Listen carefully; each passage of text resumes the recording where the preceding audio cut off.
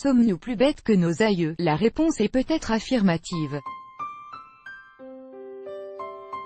Selon une étude publiée lundi 11 juin dans la revue PNAS, le quotient intellectuel baisse chez les générations nées après 1975. L'explication la plus plausible serait un environnement culturel moins favorable pour les jeunes générations, expliquent les économistes Bernd Bratsberg et Ole Rochberg, Frisch Centre d'Oslo.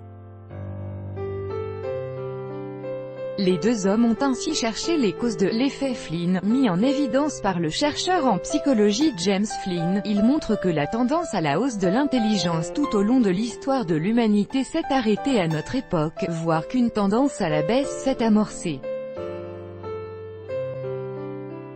Le QI en baisse à partir de 1975 pour leurs travaux. Les scientifiques se sont penchés sur les performances intellectuelles des jeunes Norvégiens, testés à l'occasion de la conscription, et nés entre 1962 et 1991. L'intérêt de l'étude est de comparer les QI de frères, donc de personnes issues d'un milieu social strictement identique, et aux gènes proches.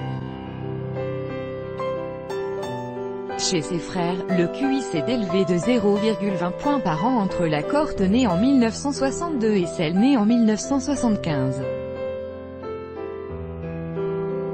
Puis il a baissé de 0,33 points par an entre celle née en 1975 et celle née en 1991. Télévision, éducation, santé.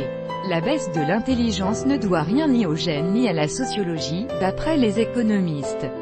Si de tels facteurs peuvent être présents, leur influence est négligeable comparée à d'autres facteurs environnementaux, affirme-t-il.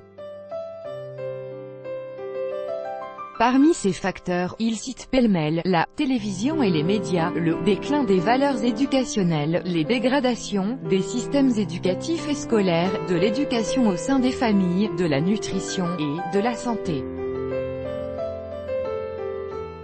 Mais les auteurs ne tranchent pas entre ces diverses hypothèses possibles. Même si nos résultats soutiennent l'affirmation selon laquelle les principaux facteurs des effets Flynn sont environnementaux et varient entre les familles, nous ne sommes pas en mesure d'identifier la structure causale des effets environnementaux sous-jacents.